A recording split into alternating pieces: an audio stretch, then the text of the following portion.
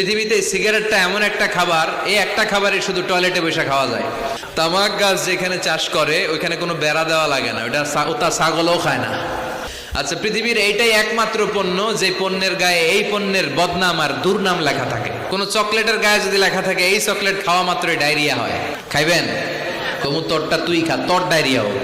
কিন্তু সিগারেটের মধ্যে বদনাম লেখা থাকা সত্ত্বেও মানুষ ধোয়া করে খায়, আর জর্দার মধ্যে এটা আস্তা খায়। ওমরে ফারুক মদ খেতেন, মদ খাওয়ার রাজা ছিলেন উনি। সাইয়েদনা আলী রাদিয়াল্লাহু তাআলা আনহু মদ খেতেন, সব সাহাবারা মদ খেতেন, কারণ তখন এটা জায়েজ ছিল, নিষেধাজ্ঞা আসে নাই। এরপর একবার সাইয়েদনা আলী রাদিয়াল্লাহু তাআলা আনহু মদ খেয়ে নামাজে দাঁড়াইছে, আর এরকম মাতলামি করতেছে। লা আ'বুদু মা তা'বুদুনের জায়গায় মাতলামের ছোটা কি পড়ে? আ'বুদু মা তা'বুদুন। তখন আয়াত নাজিল হলো, লা তাকরাবুস সালাতা ওয়া আনতুম সুকারা। মদ খাইও, তবে মদ খাইয়া নামাজে দাঁড়াইও না। এরপর চিরকালের জন্য মদ জুয়া আল্লাহ হারাম করে দিলেন। আল্লাহ একবারে হারাম করলে ভয়ঙ্কর অবস্থা হতো, আল্লাহ ধীরে ধীরে হারাম করলেন। তো যারা